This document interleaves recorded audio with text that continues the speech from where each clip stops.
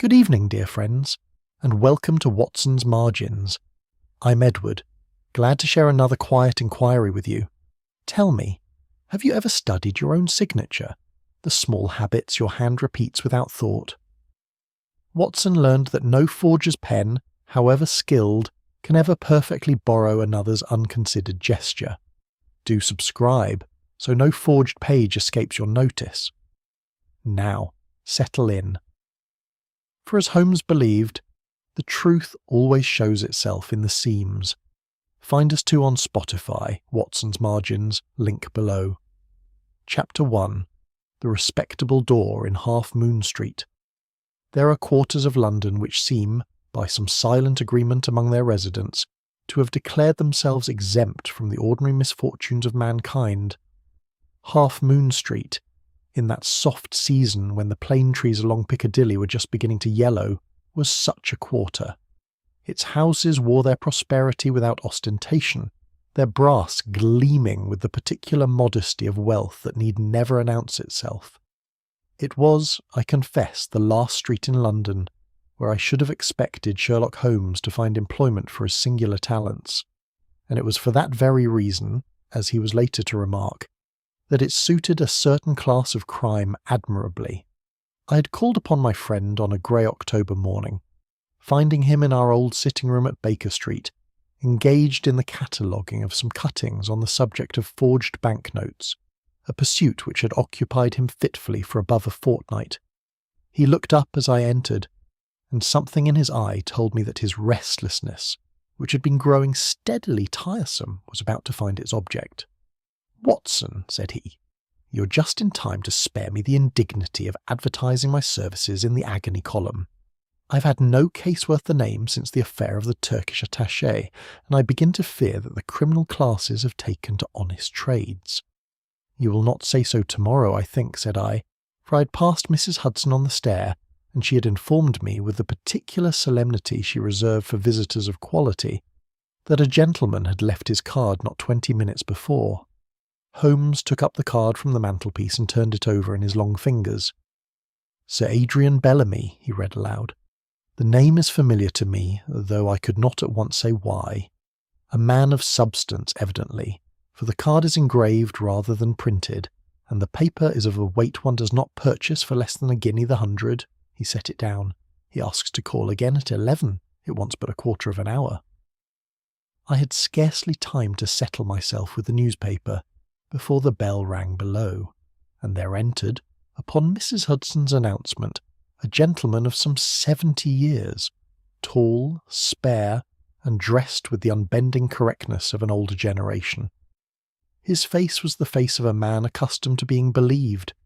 Deep lines about the mouth spoke of a lifetime's habit of command, softened, I thought, by a genuine and long-practised charity. Yet this morning that composure sat upon him like a coat too hastily buttoned, and his hand, as he extended it to Holmes, trembled very slightly. "Mr. Holmes," said he, "I have come to you upon a matter which I should have thought impossible a week ago, and which I confess I am ashamed to bring before any man, so thoroughly does it call my own judgment into question." "Pray sit down, Sir Adrian, and let me judge of that," said Holmes, waving him to the basket chair. "Watson's presence need not trouble you. His discretion is the equal of his patience, and I have found the latter inexhaustible." Sir Adrian smiled faintly at this and seated himself, laying upon his knee a leather document case which he did not at once open. "I own a certain property in this street," he began, 3 houses in point of fact which came to me from my father, and which I have administered, I believe I may say without vanity, with some care for the welfare of my tenants, as well as for my own interest. Among these was a house let, these 18 months past, to a Mrs. Eleanor Draycott, a widow of good connections, upon a simple yearly tenancy. "Simple until now, I apprehend," said Holmes.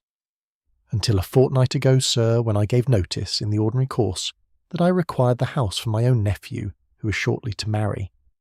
Mrs. Draycott's man of business replied that no notice was necessary, or indeed possible, inasmuch as the lady held not a yearly tenancy, but a lease of 21 years, granted under my own hand 3 years since. He paused and his fingers tightened upon the case. "Mr. Holmes, I granted no such lease. I have no memory of it, no record of it in my own books, and yet the document exists, and I have seen it, and it bears my signature, the signature of 2 witnesses of unimpeachable character, and the seal of my own solicitor, Mr. Septimus Vale, a gentleman who has served my family for 30 years, and whose honesty I would have staked my own life upon this time last month." Holmes had listened to this recital with his eyes half closed, his fingertips pressed together before him, in that attitude of attention I had come to know so well. "You have brought the lease?" he asked. For answer, Sir Adrian opened the case and drew out a document, folded in the old legal fashion, and tied with pink tape, which he laid upon the table between us. Holmes bent over it at once, though he did not yet touch it, his eyes travelling swiftly across the parchment as a hawk's might travel across a field before the stoop. "The signature is a fine one," he murmured half to himself, "a very fine one indeed."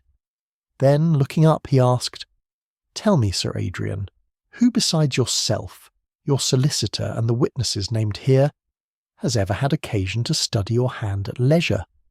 Bank clerks, secretaries, old correspondents, the sort of person, in short, who might come by a specimen of your signature and a great deal of time in which to practice it?" Sir Adrian looked startled, as though the question opened upon him a corridor he had not thought to walk down. I could not say off-hand, Mr. Holmes. Half London, I should think, in one way or another, over the course of a long life." "Then we have our work before us," said Holmes, and I saw in the sudden brightness of his eye that the case of the counterfeited lease had already taken hold of him. "Watson, be so good as to fetch my hat. I believe we shall pay a call this afternoon upon Mr. Septimus Vale." Chapter 2. A Circle Above Suspicion. Mr. Septimus Vale received us in chambers off Lincoln's Inn Fields, a suite of rooms so scrupulously ordered that I felt myself an intruder upon their calm the moment I crossed the threshold. Deed boxes stood in ranks along the walls, each lettered in gold with the name of some ancient family, and the solicitor himself, when he rose from behind his desk, seemed cut from the same sober cloth as his surroundings, a narrow, precise man of perhaps 60, with iron grey side whiskers and spectacles that caught the light so that one seldom saw his eyes directly. "Mr. Holmes," said he, "Sir Adrian informed me that he intended to consult you, and I confess I welcome it, though the circumstance does me no credit. I have practised law for 31 years, sir, and I have never before been made to doubt the evidence of my own witnessing." "You recall witnessing the lease in question?" Holmes asked. "I recall witnessing a great many leases for Sir Adrian in the year named," said Vale, with the careful precision of a man determined not to overstate his case. "But I have searched my letter-books and my day-book entries for the month, and I can find no memorandum of this particular instrument. That troubles me more than I can say, for I am not a careless man, Mr. Holmes. I have never in my professional life witnessed a deed without recording it." "And yet your name stands upon the document, and I am told your private seal also." "My seal? Yes." Vale's mouth tightened. "That is the circumstance I find least explicable of all. My seal has not left this office above 3 or 4 times in as many years, and never, to my certain knowledge, into any hand but my own or my clerk's." Holmes inquired after the clerk, and learned that Vale kept but one, a diligent young man named Harker, who had been in his service 5 years, and who was sent for and questioned in our presence, without, I thought, yielding anything of substance beyond an honest bewilderment equal to his master's. When the young man had withdrawn, Holmes turned the conversation toward the wider circle of persons connected with the Half Moon Street property, and it was thus that I first heard the names which were to occupy us for the following fortnight. There was Mr. Godfrey Pike, the land agent who managed the day-to-day business of the 3 houses, collecting rents and overseeing repairs. A practical, weather-beaten man, Vale said, who had served Sir Adrian faithfully for 12 years, and who might be found most mornings at his own small office in Curzon Street. There was Captain Hugh Lorimer, lately retired from an Indian regiment, a friend, Vale said the word with the faintest hesitation, of Mrs. Draycott's, whose devotion to that lady was, in the solicitor's careful phrase, a matter of some remark in the neighbourhood. And there was Mrs. Draycott herself, the tenant whose claim had precipitated the whole inquiry. "You will forgive me," said Vale, as we rose to take our leave, "if I confess that I cannot readily suspect any one of these persons. Pike has managed sums of money for Sir Adrian 100 times greater than the value of this lease, and never a farthing astray. The captain is hot-headed but honest as the day. I have known him 10 years, and Mrs. Draycott, well, sir, you shall judge her for yourself, but I have found her in our few dealings a woman entirely without guile." "It is a curious feature of this affair," Holmes observed as we descended the stair into the fog-thickened afternoon, "that every person connected with it comes so warmly recommended by every other. I have investigated crimes committed by circles of scoundrels, Watson, and crimes committed by a single black sheep amid a blameless flock, but seldom have I encountered a flock in which every sheep vouches for the whiteness of its neighbour with such unanimous enthusiasm." We found Inspector Lestrade already at Curzon Street when we arrived, Sir Adrian having thought it prudent, in the more alarming light of a possible forgery, to acquaint Scotland Yard with the matter. The inspector greeted us with his customary blend of tolerance and self-importance. "I don't mind telling you, Mr. Holmes, that I see very little here for the criminal division," said he, drawing us aside while Pike attended to a tenant at the counter. "A disputed lease is a matter for the civil courts, not for me. Old gentlemen forget things, signatures get imitated by clever rogues, and 9 times in 10 it settles itself in Chancery without anybody troubling the police at all." "And the 10th time?" said Holmes. Lestrade shrugged. "The 10th time somebody like you turns a dispute into a mystery, if you'll forgive my saying so." Holmes smiled thinly and made no answer, but I saw his eye travel past the inspector to where Mr. Godfrey Pike stood at his counter, a stout, cheerful-faced man of the sort one meets behind every prosperous tradesman's till in London. His sleeves turned back, a pen behind his ear, entering figures into a ledger with the unhurried competence of long habit.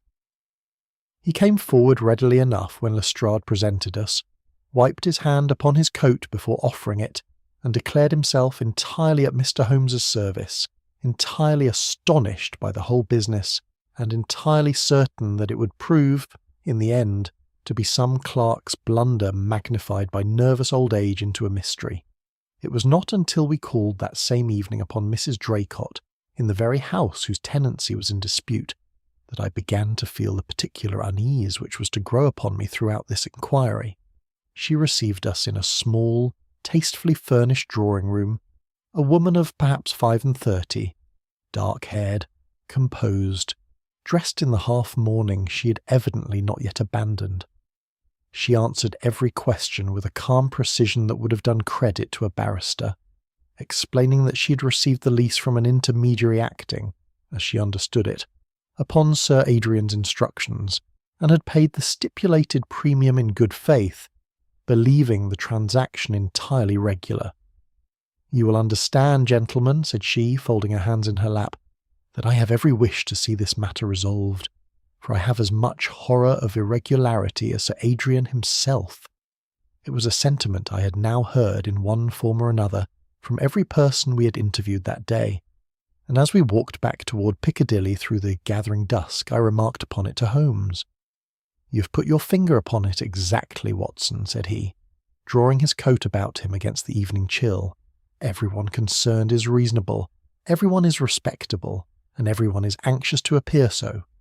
It is a house built entirely of good character, and I confess I begin to wonder what it is that so much good character has been raised to conceal." Chapter 3. The Lease Becomes a Weapon. A telegram reached Baker Street at a little past 9 the following evening, while Holmes sat cross-legged upon the hearthrug sorting the ashes of various tobaccos into small labelled envelopes, a pursuit he had lately taken up with a zeal I found more tedious than scientific. He tore the flimsy paper open, read it twice, and was on his feet and reaching for his coat before I'd well risen from my chair. "Sir Adrian's man from Half Moon Street," said he. "Come at once. There has been an outrage in the study. My master will speak to none but you. It is signed by a butler named Mercer, and it has the ring of genuine alarm about it, Watson, not the excitable jargon of a servant who wishes to appear important. Fetch your revolver. I do not say we shall need it, but I have learned to distrust an evening that begins with a telegram of that colour." We found the house in Half Moon Street lit from cellar to attic, every window ablaze as though the family had determined that darkness itself might harbour some further mischief. Mercer, a grey, correct old servant, whose hands shook visibly as he admitted us, led the way at once to the study, a comfortable book-lined room at the rear of the house, overlooking a narrow strip of garden. The scene within told its own story before ever a word was spoken. The drawers of an oak bureau stood open, their contents, deeds, letters, old account books, pulled out and scattered across the carpet in evident haste. A japanned deed box lay on its side near the hearth, its lock forced. And in a deep chair by the dying fire sat Sir Adrian himself, his face the colour of tallow, a glass of brandy untouched at his elbow, while a young man I took to be his nephew hovered anxiously beside him. "Mr. Holmes?" The old man's voice, when at last he found it, was scarcely above a whisper. I saw him at that desk not 20 feet from where I stood, and Mr. Holmes, the man had my own hand. Holmes knelt swiftly beside the chair. "Take your time, Sir Adrian. Tell me exactly what you saw, in the order you saw it." It emerged, by degrees, and with many pauses in which the old gentleman pressed a hand to his brow, that he had come down to the study a little before 8, intending to fetch a paper he required, and had found the door ajar and a man bent over the open bureau, a dark lantern beside him on the desk, writing, as Sir Adrian insisted with a kind of horrified wonder, in a hand that flowed across the paper exactly as his own hand flowed, the very loops and flourishes of his own signature reproduced before his eyes, as though by some conjuring trick. The intruder, startled, had overturned the lantern, plunged the room into darkness, and was gone through the garden window before Sir Adrian, shaken and half blind from the sudden dark, could raise an alarm. "You did not see his face?" "A shape only, Mr. Holmes. Youngish, I should say, and quick upon his feet. Quicker than a heavy man would be. He wore no hat that I recall, and his coat was dark. I am an old man, sir, and my eyes are not what they were, and I own that the shock has confused me more than I care to admit." Holmes rose and turned his attention to the scattered papers, lifting each with care, reading rapidly and setting it aside. It was Watson's part in these investigations, I had long since learned, not to interrupt this silent communion between my friend and the evidence, and so I occupied myself instead with a search of the garden window, finding there, caught upon a rose-thorn some 4 feet from the sill, a single dog-skin glove of good quality, unmistakably a gentleman's. "Holmes," I held it up. He crossed the room in 3 strides and took it from me, turning it over beneath the lamp. A hunting glove, cut for a strong hand, and new enough to have taken little wear. There is a monogram stitched within, H.L. He looked up sharply. Captain Hugh Lorimer, unless I am very much mistaken. The name fell into the room like a stone into still water. Sir Adrian's nephew, a stolid young man named Wilfred, exclaimed that he had always thought the captain's devotion to Mrs. Draycott a suspicious circumstance, and even Mercer, questioning his own loyalty, admitted that he had once seen the captain loitering near the garden wall at an hour that seemed to him, now he considered it, unaccountably late. It was left to Holmes, examining the scattered documents by the study lamp, to discover the circumstance which transformed the affair from a mere trespass into something graver still. Among the papers strewn across the carpet lay a second sheet, evidently a fresh attempt at the forger's art, containing not merely a practised imitation of Sir Adrian's signature, but a passage referring, with unsettling particularity, to a settlement made privately upon Sir Adrian's late sister some 25 years before. A family arrangement, as the old man himself confirmed with visible distress, known to scarcely half a dozen living persons, and to no clerk or solicitor's office whatsoever. "This," said Holmes gravely, holding the paper to the light, "is no longer a question of a clever hand copying a familiar signature. Whoever wrote this line knew a fact that no forger could stumble upon by accident, and no outsider could learn from any public record. He has been inside this family's confidence, Sir Adrian, in a manner I do not yet understand, and that troubles me a good deal more than the theft of a lantern or the loss of a glove." Sir Adrian, staring at the paper as though it might yet bite him, said nothing, but I saw his hand tighten upon the arm of his chair, and I thought that whatever comfort the discovery of Captain Lorimer's glove had brought to the household, it had brought none at all to Sherlock Holmes. Chapter 4. The Accent, the Ink, and the Cuff. I woke the following morning to find that Holmes had not, so far as I could judge, been to bed at all. He sat at the table by the window, the disputed lease spread before him, beneath a battery of lenses and reflecting mirrors of his own devising, a spirit lamp burning at his elbow though the hour was scarcely 7, and about him such a litter of reference books, works upon chirography, upon the manufacture of inks, upon the provincial variations of English orthography, as would have done credit to a university library. "You have not slept," I observed, with the mild reproach of a physician long resigned to being ignored. "I have thought instead, which answers as well and sometimes better." He did not look up from the glass through which he was studying, with an intensity that seemed almost affectionate, the flourish beneath Sir Adrian's forged signature. "Come and look at this, Watson, and tell me what you see." I bent obediently to the lens. A signature, a very good one to my eye. To the eye of a man who has not spent 15 years distinguishing the false from the true, yes, it is admirable. But observe the connecting strokes, here and here, where the pen passes from the capital B into the body of the name. Sir Adrian, like every man who has written his own name 10,000 times, does so without thought. His pen does not pause between the letters, for the whole word has become a single unconsidered gesture, flowing as a river flows. But look at these two junctures. There is a hesitation, infinitesimal but real, a lifting of pressure, a fractional gathering before the pen resumes its course. A forger may copy every curve of a signature with photographic fidelity, and yet betray himself in the seams. For he is not writing a name, Watson. He is drawing a picture of one, letter joined to letter as a child joins the numbered dots in a puzzle, and the joints will always show the seam if you know where to look for it. I confessed myself convinced, and asked what else his night's labour had yielded. A second matter, and to my mind a more curious one. He drew from beneath the lease a smaller paper, the witness attestation appended to the document. Observe the name of the second witness, one Josiah Kemp, described as clerk. Now observe the spelling of the word centre in his address, here rendered CENTER in the American fashion, or perhaps I should say the provincial fashion, for it's a spelling I have encountered chiefly among men educated in the north, in Yorkshire, or in parts of Scotland, where the older forms persist against the Polish of a London schooling.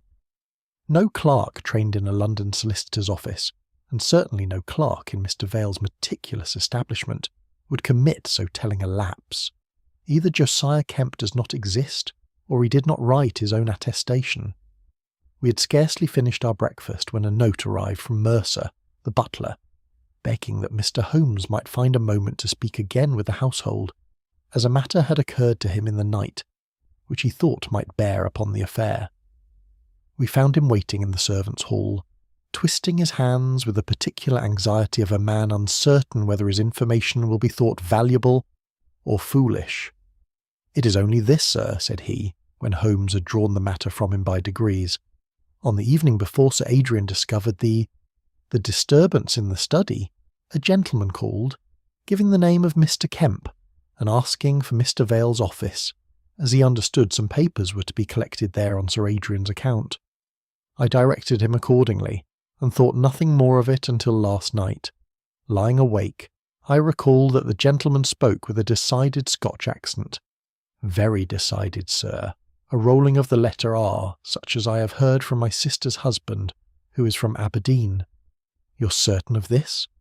I could not mistake it, Mr. Holmes.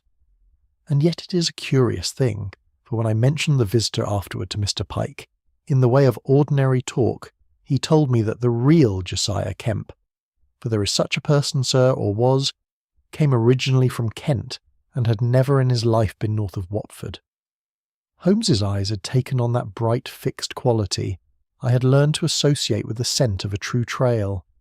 A man who can assume a Scotch accent so convincingly as to deceive a butler of 30 years' service is no common forger, Mercer. He is an actor, and a careful one. He turned to me as we walked away from the house.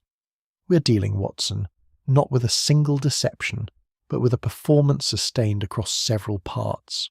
A hand that is not his own, a name that is not his own, and now, it appears, a voice that is not his own either.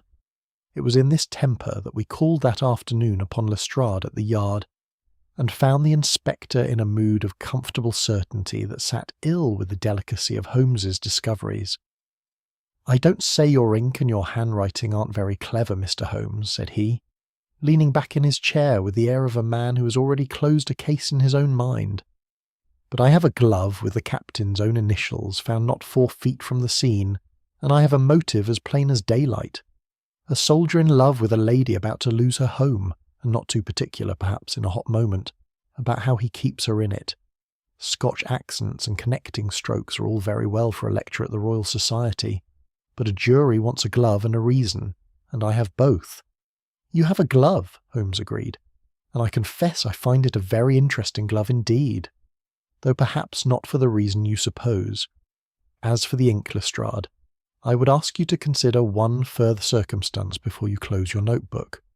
I have examined the body of the lease and the signature beneath it under equal magnification, and I find that while the signature is written in an iron gall ink some years old, faded to the particular brown that only time produces, the body of the document, the very sentence naming the term of 21 years, is written in an ink scarcely dry, chemically fresh, and of a formula not 3 seasons on the market.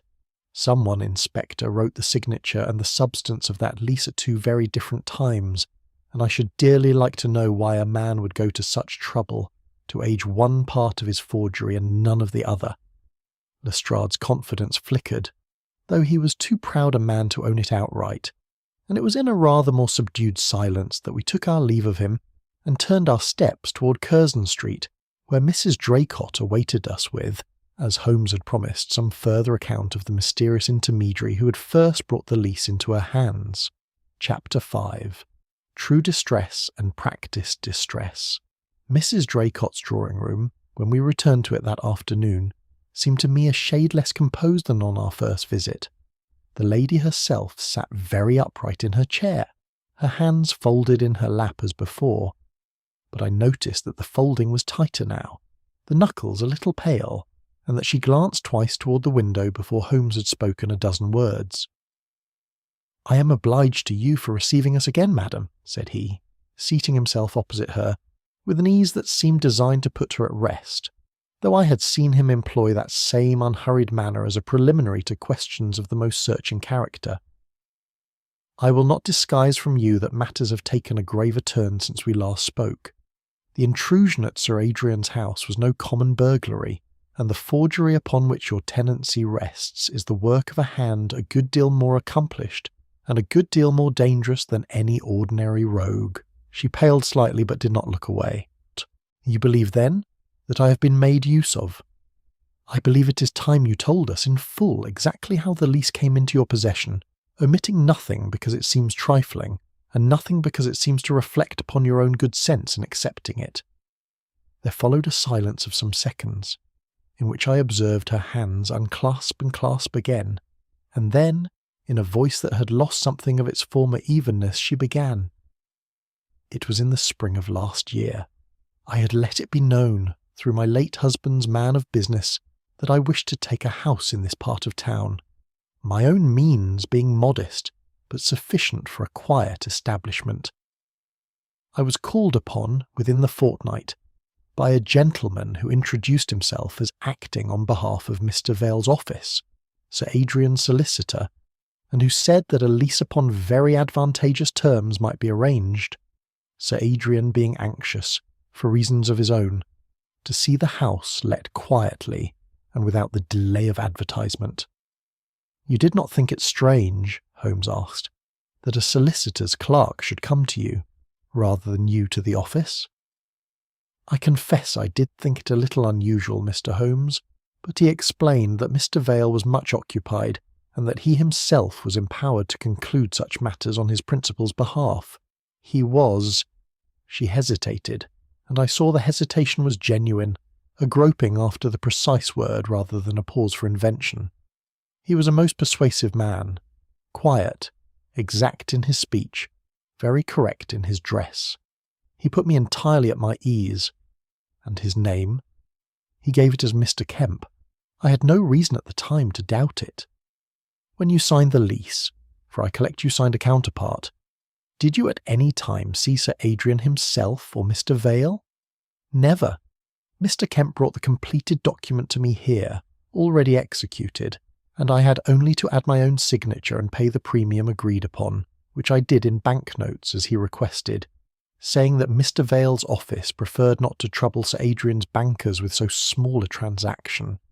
She paused again, and now I saw her fingers tighten once more upon each other, and a flush of genuine distress rise in her cheek. "There was one thing more, Mr. Holmes, which I have told no one, being ashamed of my own credulity.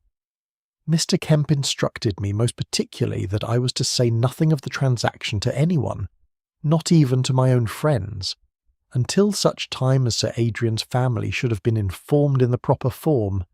He spoke of some delicacy touching the nephew's approaching marriage, and settlements to be arranged, and I, having no cause to doubt him, and being glad enough of a quiet, settled home after some years of uncertainty, agreed to his condition, and have regretted my silence bitterly every day since the trouble began." It was at this point that I observed in Holmes that quality of attention which I had come to recognise as the truest measure of his interest, a stillness more complete than mere listening, as though he sought to weigh not only the words but the very breath between them. When she had finished, he asked her gently whether she could describe Mr. Kemp's person, and she did so with a readiness that struck me as itself a kind of evidence. A man of middle height, clean-shaven, with quick dark eyes and hands, she said, remarkably well kept for a clerk, and a small precise scar above the left eyebrow which she had noticed particularly because he had a habit, when considering a question, of touching it with one finger. We took our leave shortly after, and I remarked to Holmes as we walked toward Piccadilly that I had found the lady's account entirely convincing.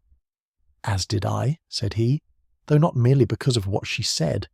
You will recall, Watson, that Mr. Pike, when we questioned him at Curzon Street, expressed the liveliest indignation at the notion that any fraud could have touched his own department of Sir Adrian's affairs.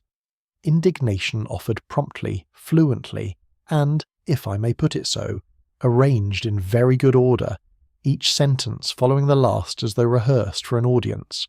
Mrs. Draycott's distress this afternoon had no such order to it. She groped for words. She contradicted her own dignity by admitting a folly she was ashamed of. She recalled a trivial habit, the touching of a scar, which no one troubles to invent, for it profits the liar nothing, and the truth-teller cannot help it. Honest terror has disorder in it, Watson. It forgets itself, stumbles, circles back.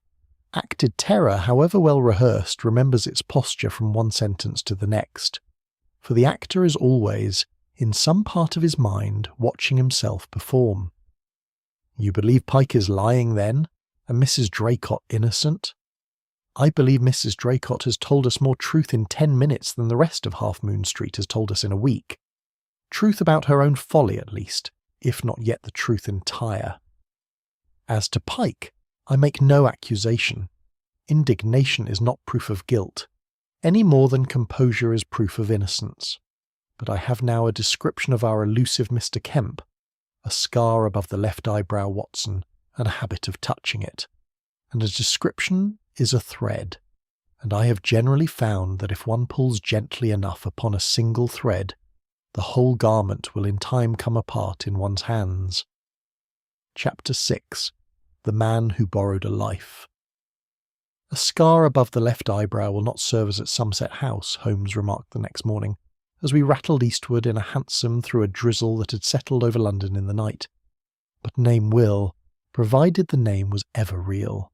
Mr. Kemp, I'm persuaded, is an invention put on and off like a coat, but coats, Watson, are generally cut to fit a man who once wore something of the kind honestly, and it is my experience that the practised impostor rarely troubles to invent a wholly fictitious history when a genuine one, borrowed from some obscure or conveniently absent person, will serve him better and arouse less suspicion.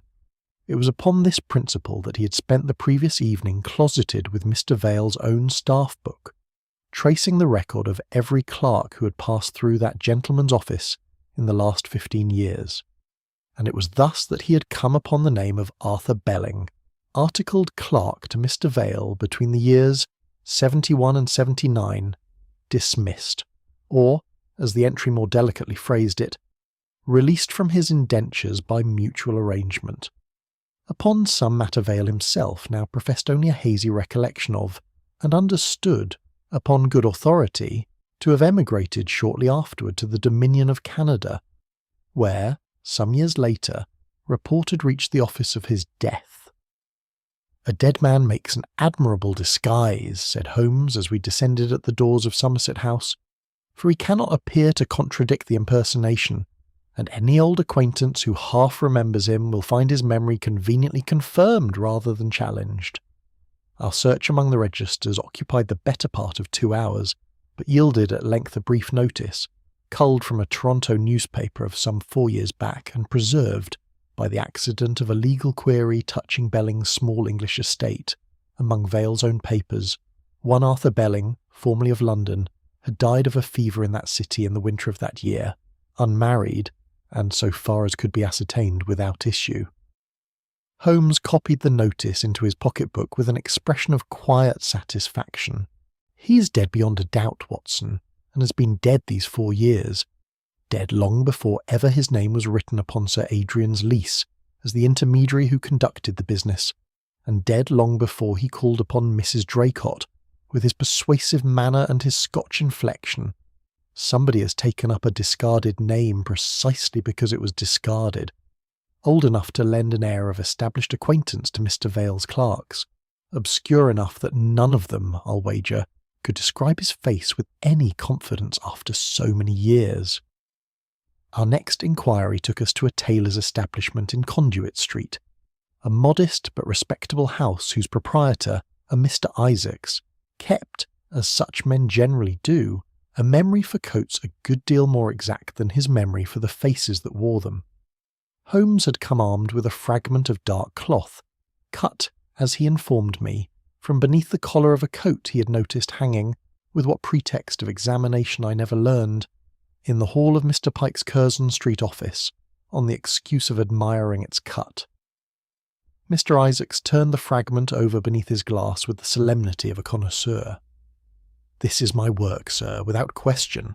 My own lining, my own stitch at the seam. I made this coat some 2 years since for a gentleman who gave the name of Kemp, and I recall the commission particularly, for it was an unusual one. The coat had been altered, let out across the shoulders and taken up a full inch in the sleeve, from a garment not originally cut to the gentleman's own measure." "You're certain it was not made new, but altered from an existing coat?" "Quite certain, Mr. Holmes. One does not mistake a seam let out for a seam cut fresh. The cloth tells its own history to a man who has handled it 40 years as I have. Someone had taken a coat made for a broader, shorter man, and adjusted it to fit a frame somewhat taller and narrower through the shoulder." Holmes thanked him, and we withdrew, and I confess I did not at once perceive the significance he plainly attached to this circumstance, until he explained as we walked toward the cab rank that a man who alters another's coat to his own figure, rather than commissioning a new one outright, is very often a man who wishes his name entered upon a tailor's books as though he had dealt with that tradesman for years, establishing link by patient link the appearance of a settled and long-standing identity where none in truth exists. It remained only to trace the cabman, a matter Holmes accomplished by means of patient inquiry among the rank that served Curzon Street, and we found our man at last in the person of one Alfred Grigg, a weather-beaten fellow who remembered, upon the mention of a fair to Half Moon Street some 10 days previous, a curious circumstance he had puzzled over since. He got in sounding for all the world like a Scotchman, sir, rolling his R's something wonderful, and asked to be set down first at an address in the city. But somewhere about Piccadilly Circus he fell to talking to himself, the way gentlemen will when they've a deal on their mind, and I'll be blessed if his voice hadn't changed entire by the time we reached Half Moon Street, smooth as any gentleman born south of the river, not a burr left in it. I thought at the time he'd maybe 2 voices for 2 different kinds of business, and thought no more of it, gentlemen being gentlemen and no affair of mine. Holmes rewarded the man handsomely and turned to me with an expression I had learned to read as something very near to triumph, though tempered, as always, by the caution of a mind unwilling to close its account before every figure had been proved. We have now, Watson, the coat of a man he was not, the accent of a nation he does not belong to, and the name of a man 4 years in his grave. Somebody has constructed, with very great patience and no little skill, an entire second self, a self with a tailor, a history, a manner of speech, and, until a few days ago, a most convincing air of ordinary respectability. Such labour is not undertaken for a single small forgery, nor even for the value of a Half Moon Street tenancy. A man does not build so elaborate a mask merely to wear it once. I begin to suspect, Watson, that Mr. Kemp, or whatever we are finally to call him, has other business before the London courts than the one which first brought him to our attention, and that our present inquiry has caught him, as it were, between engagements. Chapter 7. A Convenient Confession. We had scarcely returned to Baker Street and settled to a late supper when a constable arrived, breathless from a hurried cab, with a note from Lestrade requesting our immediate presence at rooms in Half Moon Street itself, not Sir Adrian's house, but lodging some few doors distant, taken, the note informed us, by Captain Hugh Lorimer. Holmes read the message twice, his brows drawing together in a manner that told me he found something in its very promptness suspicious, though he offered no comment beyond ringing for a cab. We found the captain's sitting room in a state of considerable disorder, not from any struggle, but from the thoroughness of a police search conducted, as Lestrade informed us with undisguised satisfaction, upon information received. Lorimer himself stood by the mantelpiece, a big sun-browned man with the erect bearing of long soldiering, his face set in an expression that was not so much guilt, I thought, as a kind of furious and helpless mortification, like a man caught in some private folly rather than a crime. "You will want to see this, Mr. Holmes," said Lestrade, and there was no mistaking the note of vindication in his voice as he led us to a writing desk in the corner, its drawer forced open, upon which lay spread an array of papers that told, on their surface at least, a very complete story. There were sheets of practice signatures, Sir Adrian's name attempted a dozen times in a hand that grew steadily more confident with each repetition. A torn and incomplete copy of the lease itself, the very clauses concerning the term of years scored through and rewritten in the margin, and, tied with a ribbon, and thrust carelessly beneath a blotter, as though hidden in haste rather than treasured, a small bundle of letters in a woman's hand, which Lestrade, with what I thought a want of delicacy, held up for our inspection. "From the lady herself," said he. "You'll find them warm enough reading, Mr. Holmes, and they show a motive plainer than any I've had the pleasure of laying before a magistrate this 12-month. A soldier in debt of gratitude, and more than gratitude, to a lady about to lose her home. A man handy enough with a pen to have kept regimental accounts for years, mind you. Forges the lease to save her the humiliation of eviction. Then, when Sir Adrian threatens to expose the fraud in open court, comes back to frighten him out of pursuing it, drops his glove in the scramble, and there's your whole case, tied up neater than I've any right to expect."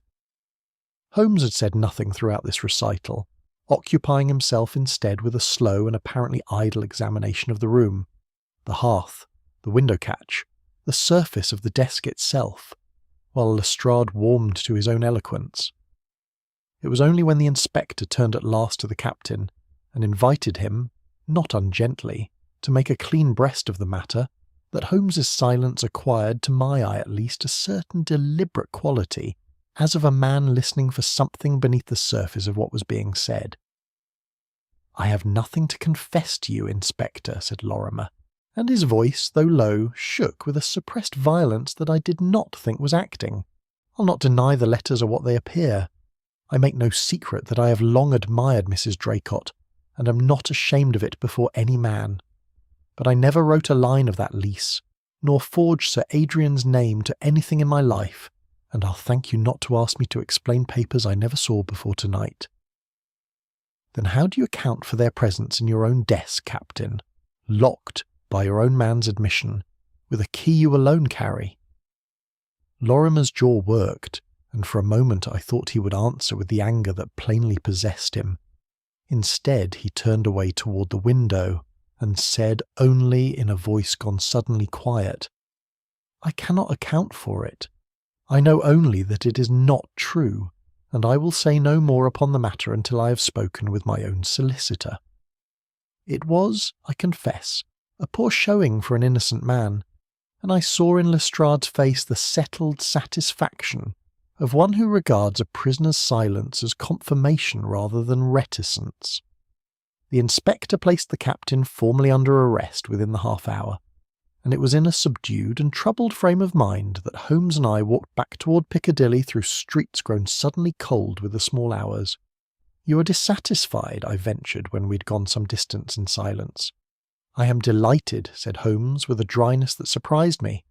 "Nothing in this whole affair has pleased me half so much as the contents of that desk, Watson, for it is by a very great margin the clumsiest piece of evidence I have yet examined in the case, and clumsiness, in a criminal who has shown himself in every other particular a most accomplished artist, is a circumstance requiring explanation. You think the papers were planted? I think a good many things, none of which I am yet prepared to swear to before a magistrate. But consider, Watson, the man who forged that lease copied Sir Adrian's connecting strokes with such fidelity that only the closest examination under glass revealed the seam. Are we to believe that the same hand, practising toward that same signature, produced sheets so crude and hesitant as those we saw tonight, sheets a bank clerk would reject at a glance? A master does not descend to clumsiness by accident, Watson. He descends to it by design, when he wishes to be caught. I confessed I did not follow him, and he said no more upon the subject as we walked, save that he paused once beneath a street lamp near the corner of the captain's lodgings to examine something he had picked up, unnoticed by either Lestrade or myself, from the very hearth over which we had stood not an hour before. A small irregular scrap of red sealing wax, no larger than a thumbnail, which he turned over twice between his fingers before consigning it, without a word of explanation, to the recesses of his pocket-book. "A trifle, very likely," said he, in answer to my inquiring look, "but I have built stranger conclusions upon slighter foundations, and I would rather carry 100 useless trifles in my pocket than leave behind the one that matters. We shall see, Watson, we shall see." Chapter 8. The wrong hand reveals the right mind. Holmes said nothing further of Captain Lorimer's arrest that night, but I woke the next morning to find him already dressed, a fresh pot of coffee untouched at his elbow, and the practice signatures we had seen in the captain's desk, copied by some arrangement with Lestrade I never fully learned, onto tracing paper before the originals were removed to the yard, spread before him upon the table beside the forged lease itself. "Come and look at this, Watson, and tell me if you notice anything in these unhappy attempts that strikes you as odd, beyond their general clumsiness." I bent over the papers as he directed, and confessed after some study that I could see only what any man might see, a series of increasingly confident but still unconvincing efforts to reproduce Sir Adrian's signature, each one falling short in one particular or another of the elegant original. Precisely, falling short in the same particular each time. Look here. He laid the practice sheets beside a document he had borrowed, with Vale's assistance from the solicitor's own files, a private letter of Sir Adrian's, some years old, retained among his papers touching a small matter of a family trust. This is Sir Adrian's ordinary hand, the signature he sets to a private letter among friends, and this, he laid the disputed lease beside it, is the signature upon the forged lease, and upon every legal instrument I have been able to trace to his own execution. You will observe, if you compare them closely, that they are not identical signatures at all, though both are unmistakably his. The private hand is looser, the capital B more hastily formed, the whole flowing with less ceremony. The legal hand, the hand he reserves, as many gentlemen of the old school do for instruments of consequence, is a shade more formal, the downstrokes heavier, as though he sits straighter and thinks longer before setting pen to paper. Many men write with some variation, I observed, depending on the occasion. Many men do, and Sir Adrian is evidently one of them. A small vanity of the old legal school, Watson, where a man's signature to a deed was thought to carry almost a sacramental weight, and was formed accordingly with rather more gravity than his signature to a note asking a friend to dinner. Now observe our forger's practice sheets. Every attempt, without exception, imitates the looser, private hand, the hand of the family letters, not the hand of the legal documents, and yet the finished forgery upon the lease itself reproduces the legal hand with faultless precision. Do you not see the difficulty this presents?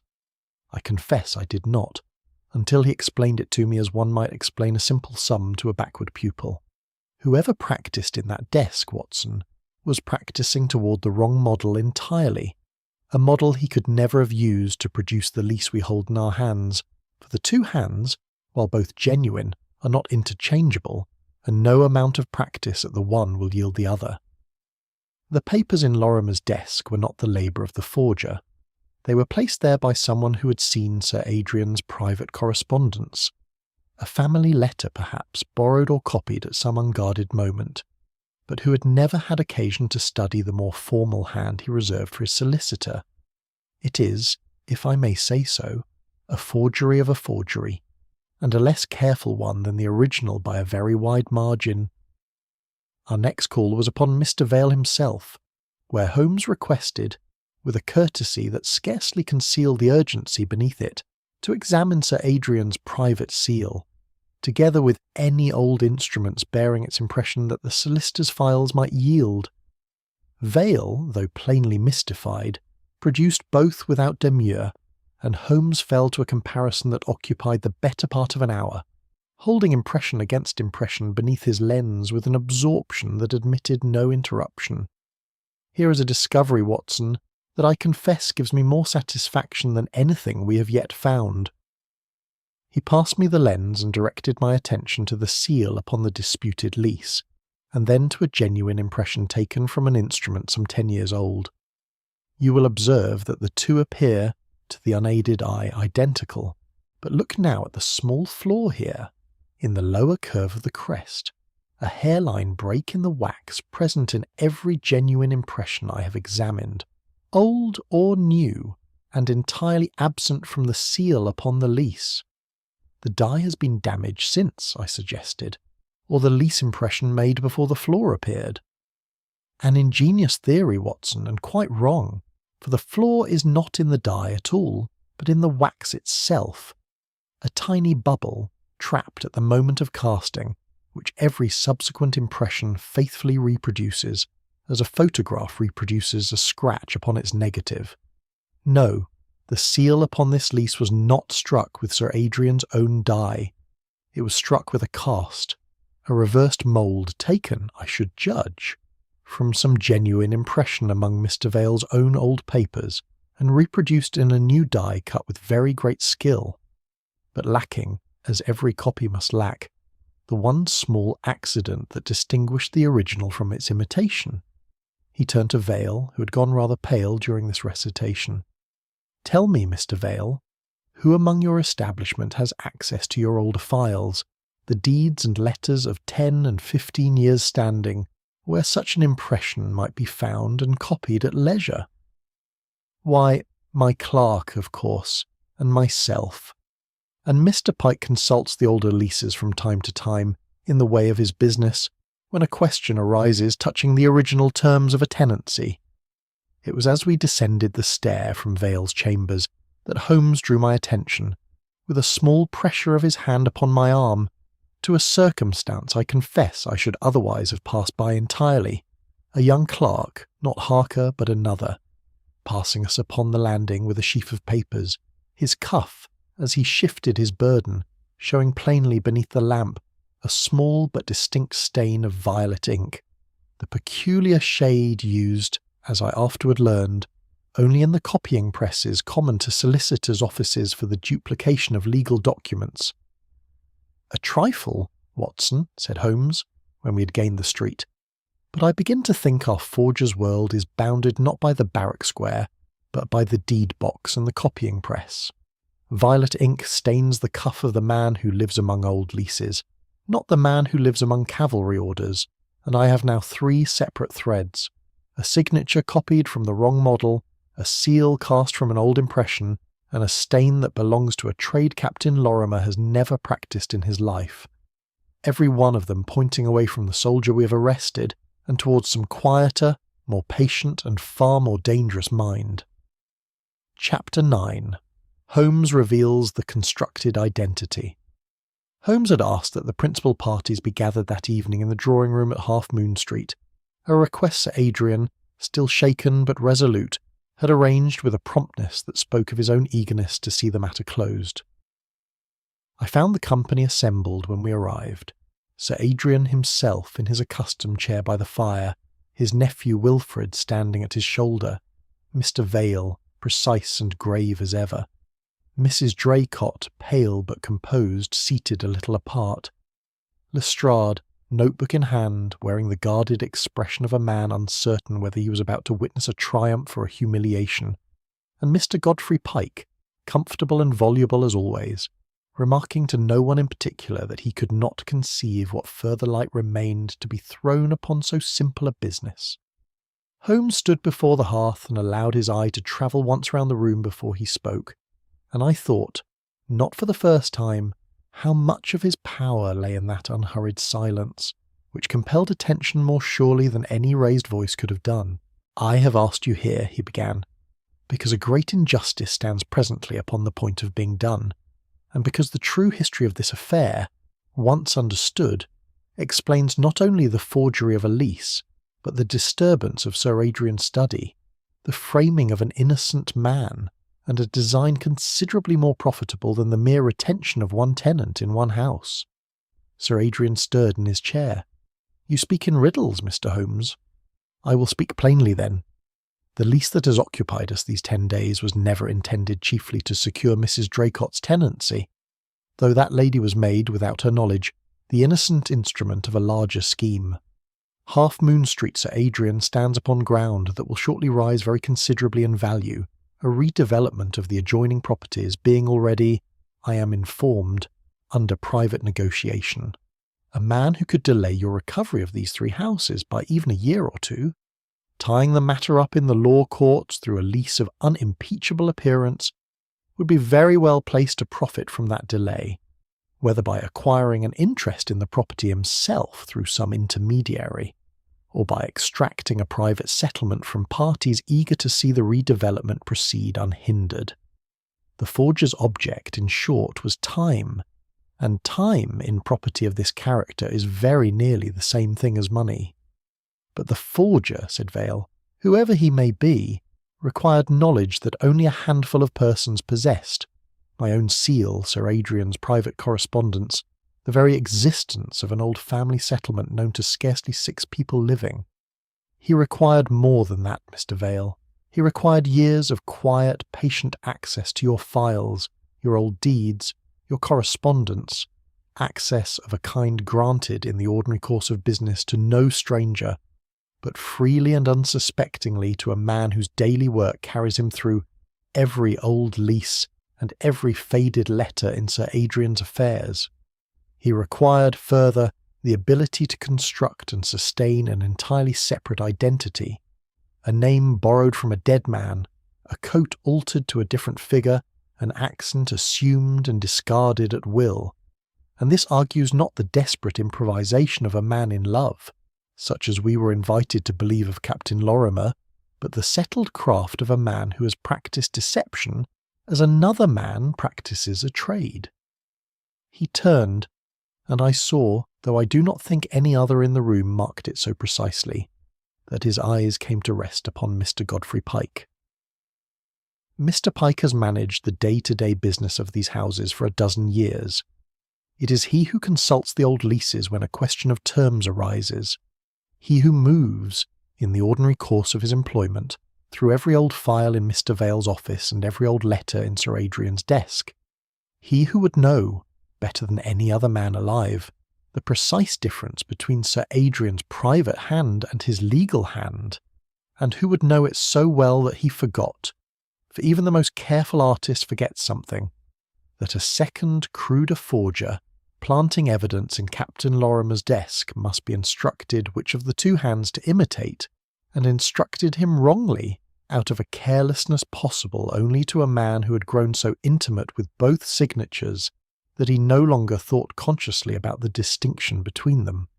Pike had gone very still, his former cheerfulness draining from his face by degrees, though he attempted, with the determination I could not but admire even as I condemned it, to summon a laugh. "This is fancy, Mr. Holmes, and nothing more. I manage leases, I do not forge them. You manage leases, and you also, I think, once managed a fiction named Arthur Belling, a real man, Mr. Pike, dead these 4 years in Toronto, whose name you resurrected because it was old enough to lend your visits to Mr. Vale's office an air of established acquaintance, and obscure enough that none there could contradict you. You altered a coat rather than commission one, that a tailor's books might show a false history of long dealing. You spoke with a Scotch accent to Sir Adrian's butler, and with your own smooth London voice to a cabman not 5 minutes later, forgetting, in the haste of the moment, that a cab has ears as well as wheels. And when Sir Adrian threatened to bring the matter before the courts, forcing your hand before your scheme had run its course, you entered his study yourself under cover of night to search for and destroy any record that might yet expose the fraud, were disturbed by Sir Adrian's own unlucky return, and dropped, in your haste through the garden, a glove which you had taken care beforehand to procure, with Captain Lorimer's initials worked upon it, a glove intended from the first, not lost by accident, but planted as the first stone in a wall you had already begun to build around an innocent man's neck. You cannot prove one word of this, said Pike, and his voice had lost at last every trace of its former comfortable ease. I can prove a very great deal of it, Holmes replied, beginning with the stain upon your own cuff, Mr. Pike, which I observed particularly when first we called upon you at Curzon Street, and have observed again this evening. The same violet copping ink that stains the sleeve of every man who lives among old deeds and duplicate leases, and which no soldier, whatever his other faults, has occasion to acquire. Lestrade, who had listened to this recital with a countenance passing gradually from scepticism to something very near dismay, rose slowly from his chair, and I saw his hand move, almost of its own accord, toward the notebook in which he had so confidently recorded, but a few evenings before, the whole of his case against Captain Hugh Lorimer. Chapter 10. Reputations Corrected. Mr. Godfrey Pike did not long maintain the composure with which he had begun that evening's interview. Confronted in the days that followed with the tailor's sworn recollection, the cabman's account, and, most damning of all, a search of his own lodgings, which yielded a small cast of Sir Adrian's private seal, wrapped carefully in a strip of chamois leather, he abandoned the struggle and made, before a magistrate, a confession as thorough as it was unlovely. He had conceived the scheme some 18 months before, upon learning, through channels he declined fully to explain, of the proposed redevelopment that threatened to make Half Moon Street a very valuable property indeed. And he had built, with the patience of a man laying a long siege, every element of the deception Holmes had traced so unerringly to its source: the borrowed name, the altered coat, the assumed voice, the copied seal, intending, as he admitted with something very near to professional pride even in his disgrace, to extract from Sir Adrian, once the lease was sufficiently entangled in litigation, a private settlement that would have profited him a great deal more than a dozen years of honest commission ever could.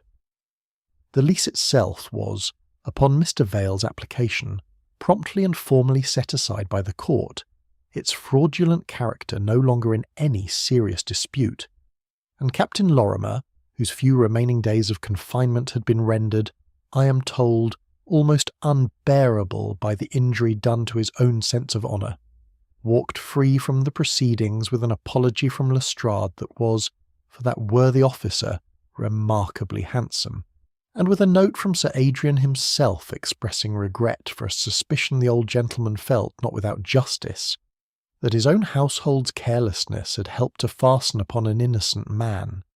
I called upon Mrs. Draycott some days later, at Holmes's suggestion, to inform her of the case's happy conclusion, and found her a good deal recovered from the distress of the preceding weeks, though touched still, I thought, by a lingering shame at her own credulity, which I did my best, in my clumsy fashion, to reassure her was no fault deserving of such reproach. Sir Adrian, for his part, proved more generous than the law required, or perhaps than I had expected of so rigid and formal a gentleman, for rather than pressing his restored right of possession to its fullest extent, he called upon her himself within the week, and offered her a fresh tenancy upon terms so reasonable that I understood it as a kind of penance for the fraud his own household had unwittingly permitted to be practised upon her. She was as much a victim of Pike's ingenuity as I was myself, he said to Holmes, when we called upon him a final time to settle the last details of the case, and I have learned, Mr. Holmes, at some cost to my own vanity, that a lifetime's acquaintance with respectable faces is no safeguard whatever against a man determined to wear one that is not his own. Of Captain Lorimer and Mrs. Draycott I have only this to add, that I encountered some months afterward an announcement in the Morning Post which gave me very particular pleasure to read, and which I forbear to quote here only because I have learned, in the writing of these memoirs, that a gentleman's private happiness is not always improved by publication. It was on the evening after our final visit to Half Moon Street, as Holmes sat before our own fire with his pipe drawing well, and the case, in every practical sense, closed behind us, that I ventured to ask him what had first turned his suspicion so decisively toward Pike, when every circumstance of the man's manner had seemed, upon our earliest interviews, so entirely to invite trust. "That, Watson, was precisely the circumstance that first gave me pause," said he. "You will recall my remark very early in this affair that every person connected with it came recommended by every other with a warmth I found almost excessive. Vale vouched for Pike's honesty across a dozen years of handling large sums. Pike, in his turn, was foremost in his indignation at the notion of fraud touching his own department. It is a curious feature of respectability, Watson, that the man who has spent longest cultivating it is very often the man best equipped to abuse it, for trust, once thoroughly established, is rarely examined again with any rigour. Sir Adrian would sooner have suspected his own nephew than the faithful agent who had managed his rents without a farthing astray for a dozen years, and it was precisely that unexamined confidence which made Pike's position so useful to him, and which very nearly sent an innocent soldier to answer for another man's cunning. And the glove, you never doubted it was planted? Not from the first evening, though I own I could not then have told you by whom. A man clever enough to age one portion of a document's ink while leaving another fresh is not a man who commits the elementary blunder of dropping his own monogrammed glove at the scene of a crime he wishes to remain undetected. Such carelessness belongs to panic, and I saw nothing in the rest of that intrusion, The careful searching of the bureau, the swift escape through a window whose catch had plainly been studied beforehand, that spoke of panic at all. A glove dropped by accident is a misfortune. A glove found precisely where an investigator's eye must fall upon it is an invitation, and I have long made it a rule, Watson, to be suspicious of invitations.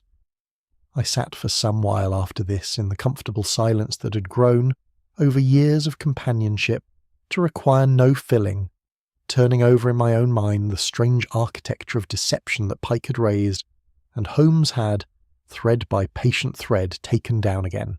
It seemed to me, as I set down that night the notes from which this narrative has since been drawn, that the true lesson of the affair lay not in any single dramatic discovery, not in the seal, nor the ink, nor the telltale stain upon a guilty cuff, but in the quieter truth that Holmes himself had voiced beside Mrs. Draycott's fireside. That honest feeling, however clumsy, carries a disorder within it that no rehearsal can wholly smooth away, while a performance, however polished, will always betray itself at last in the seams. The law, in this case, had been counterfeited upon paper with very great art, but it was restored, in the end, not by any dramatic stroke, but by a mind patient enough to read, beneath every practised gesture of respectability, the small and stubborn habits that no impostor, however gifted, can ever quite perfectly copy.